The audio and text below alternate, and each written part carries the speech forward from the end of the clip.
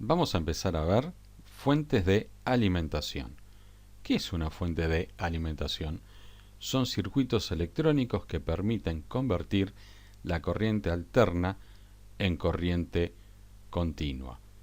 Una tensión variable en el tiempo, con semiciclos positivos y negativos, la convierte en una tensión de una sola polaridad, en el caso de las fuentes simples, con un valor constante. En la red eléctrica, la energía se transporta mediante corriente alterna hasta que llega a nuestros hogares y la gran mayoría de los dispositivos y de los equipos que tenemos en nuestros hogares funcionan con corriente continua. El televisor, la computadora, el horno a microondas, el cargador del celular. ¿Qué tipos de fuentes de alimentación hay? Hay dos tipos, las lineales y las conmutadas. Las fuentes lineales son las más simples y las fuentes conmutadas son más complejas. Lo que vamos a estudiar nosotros en esta etapa son las fuentes simples.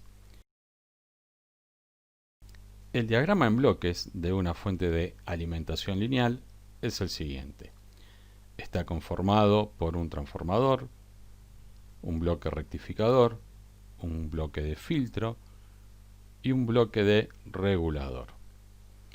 Vamos a empezar a ver en forma genérica qué función cumple cada uno de estos bloques y luego en profundidad cada uno de ellos.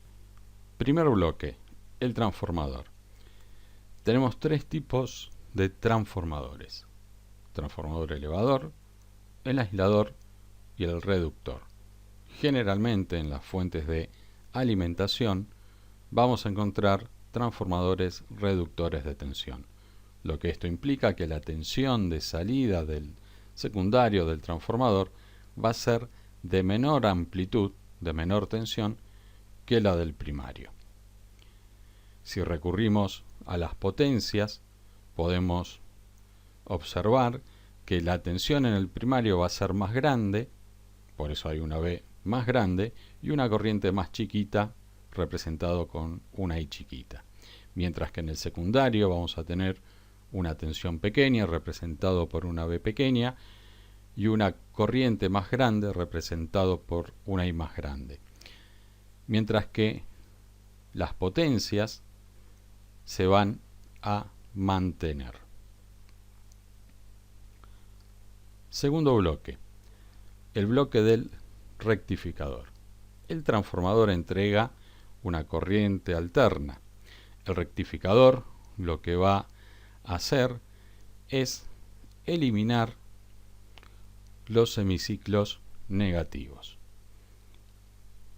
Por ello se va a producir una corriente continua pulsante y según el tipo de rectificador que tengamos, si es con un diodo, vamos a tener una corriente continua pulsante de media onda o una corriente continua pulsante de onda completa en el caso de 2 o 4 diodos. Tercer bloque, el filtro. El rectificador nos entrega la corriente continua pulsante.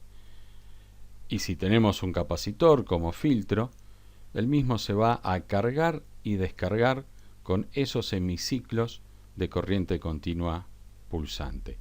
Lo que va a hacer el filtro es disminuir el valor de esa corriente continua pulsante. La señal que se va a obtener es la que vemos sobre la derecha. Último bloque, el regulador de tensión. Podemos encontrar reguladores de tensión discretos, hechos con diodos Zener, con amplificadores operacionales, con algún transistor de potencia para aumentar el valor de la corriente, o con circuitos integrados, por ejemplo el 7812, que va a entregar una tensión fija de 12 volt a la salida. A esa corriente continua que ya estamos teniendo con unas pequeñas variaciones de tensión, el regulador lo que va a hacer, o la función del regulador, es mantener constante la tensión de salida.